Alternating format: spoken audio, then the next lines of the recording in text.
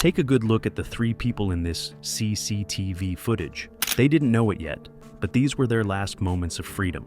On August 3rd, 2019, the Westbrook family, sisters Jennifer and Amanda, along with Amanda's 9-year-old son Tyler, entered Cedar Point Amusement Park in Sandusky, Ohio.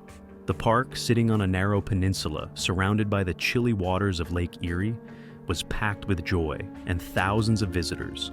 It was just a regular day in America. But before long, the Westbrooks disappeared. They didn't leave through the main gate. Their car sat untouched in the parking lot for 4 whole days. The alarm didn't go off until Jennifer's ex-husband noticed something was wrong the next morning. He called 47 times, all going straight to voicemail. Investigators found themselves in a tough spot.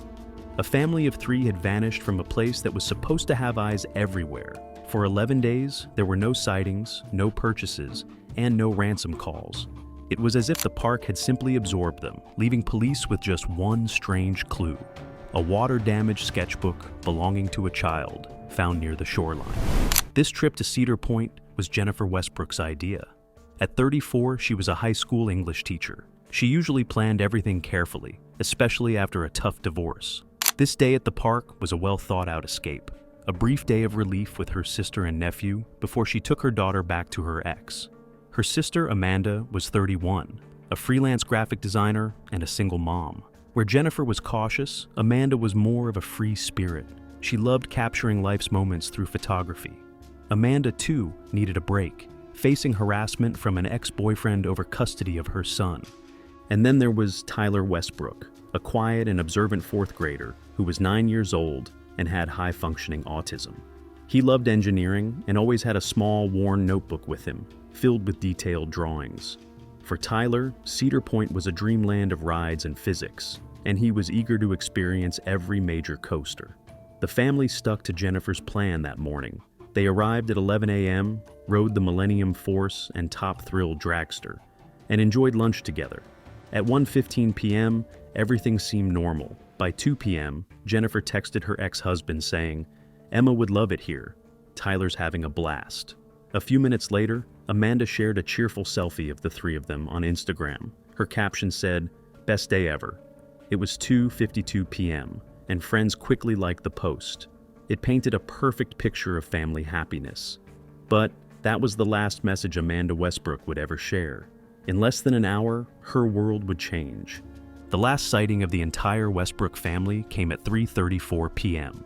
A grainy CCTV image showed them walking past the Midway Carousel, 2 adults and a child, all backlit by the afternoon sun. Just another ordinary snapshot, right? But 24 minutes later, at 3:58 p.m., a different camera caught something unsettling. Now, only 2 figures were visible: Amanda and her son Tyler, heading confidently toward the Breakwater Cafe, a quiet restaurant by Lake Erie. Jennifer was nowhere to be seen. This detail became a key part of the investigation. As the police in Sandusky stepped up their efforts, they brought in K9 units. The dogs picked up a strong scent trail for all 3 Westbrooks near the carousel, leading directly toward the cafe. Investigators watched as the dogs followed the scent to the cafe's entrance, confirming the family had indeed walked there together. But once inside, things took a strange turn. The dogs tracked the scent through the dining area and headed toward a back service door that opened onto a secluded access road by the lake. The scent was strong heading out the door, but outside, just a few yards from the shore, it abruptly stopped. It didn't go left or right, didn't lead to the water. It just ended, as if they had vanished into thin air. The Breakwater Cafe wasn't just where they were last seen.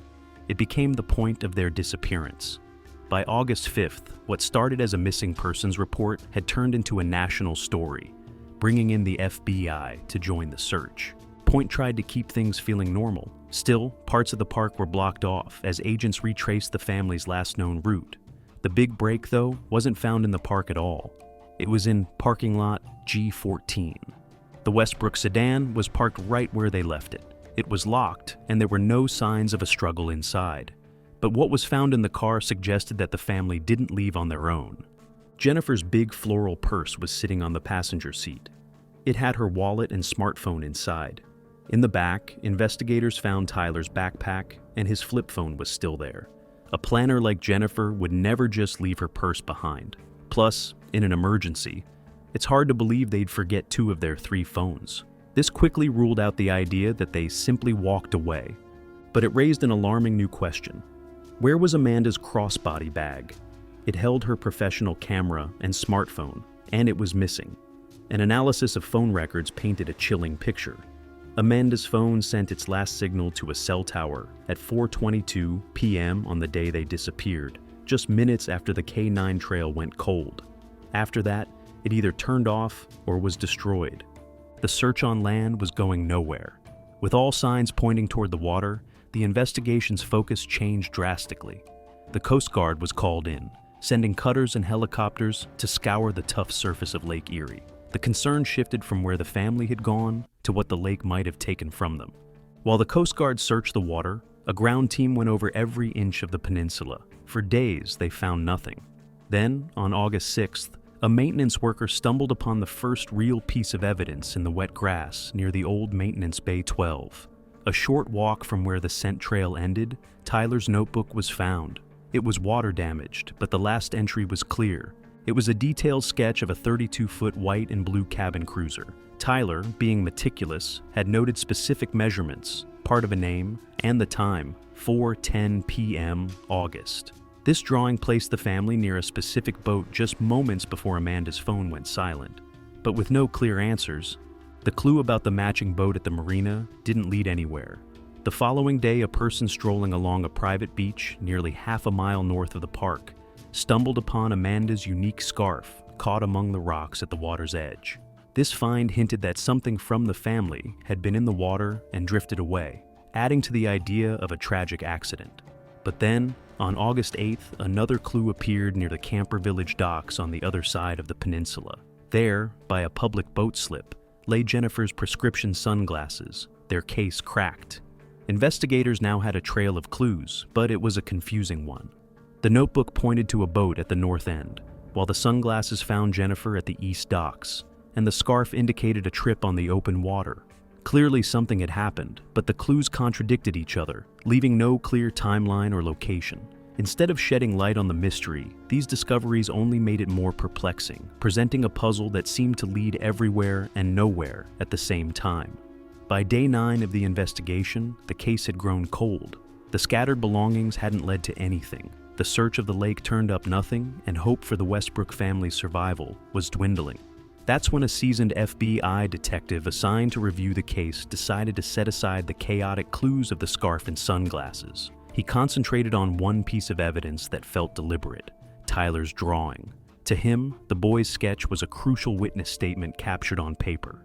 He ordered a forensic analysis of the drawing. The details were impressive for a 9-year-old. A 32-foot cabin cruiser, white with blue trim. Handwriting experts examined a partial name and thought it might be Mariner or something similar. Armed with this specific info, investigators searched the Ohio boat registration database. They cross-checked every 32-foot white and blue cruiser with a name that included the letters M and R. The search returned 14 results. Among them was a direct match. A 32-foot Belliner named Mariner's Rest, registered to a Ronald Hoffman from Huron, Ohio. A quick look at his work history revealed the first crucial link. Hoffman had been a maintenance supervisor at Cedar Point for 3 decades before retiring, but it was the troubling file on his son that changed everything. Kevin Hoffman, 33, had a past. Back in 2015, he was convicted of aggravated stalking after he harassed a woman he met at Cedar Point and became fixated on her. The idea of a random tragedy flew out the window. Investigators realized they weren't just looking for a missing family, they were hunting a dangerous man. On August 12th, police flooded the Hoffman property, but the boat was missing. The owner's wife insisted that her husband and son were just out fishing. Hours later, the Coast Guard found the boat anchored nearby at South Bass Island. Unfortunately, they discovered Ronald Hoffman dead on the deck, apparently from a heart attack. But there was no sign of Kevin or the Westbrook family. The boat's cabin revealed their worst fears. Investigators found Jennifer's purse, Tyler's sneakers, and Amanda's camera, but the memory card was gone.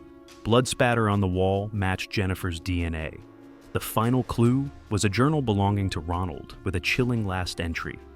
Kevin's done something terrible. God forgive us. I tried to help, but it's gone wrong.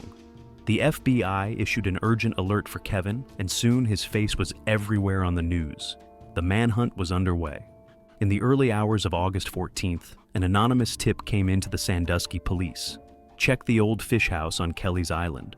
Just before dawn, the FBI's hostage rescue team surrounded the rundown building. They broke in and found Kevin sitting on the floor in a daze. He surrendered without a fight. In a cold, dark back room, they discovered Jennifer, Amanda, and Tyler. They were alive, though dehydrated and injured. After 11 days of silence, the Westbrooks had been found. But this rescue wasn't the end of their story. It was just the start of a tough journey ahead. Kevin Hoffman was declared not guilty by reason of insanity and was sent to a state psychiatric hospital indefinitely. The investigation into his father, Ronald, concluded he was a victim who had died under immense pressure. The Westbrooks took legal action against Cedar Point, leading to a $12 million settlement over security failures that let a convicted stalker sneak into the park multiple times. This case helped push for Tyler's Law in Ohio, which demands stricter monitoring of stalkers near where they've committed offenses. The family felt the effects deeply. Jennifer stepped away from teaching for a year to go through intense therapy for her PTSD. Amanda returned to her parents' hometown, finding it hard to go back to her old life, and became a passionate advocate for those affected by stalking. Tyler showed amazing strength and got specialized help for his trauma. For a while, he stopped drawing, but eventually picked up his notebooks again. This time, he filled them with designs for playgrounds and safe spaces instead of coasters. Cedar Point, facing heavy public pressure, made major security changes for the first time in 150 years, adding lots of new cameras and facial recognition tech. The Breakwater Cafe, where the family experienced their nightmare, was torn down and turned into a peaceful memorial garden. Jennifer keeps her son's drawing of Mariner's Rest framed in her home office, not to remind her of the horror, but as a testament to how a child's unique view helped save their lives.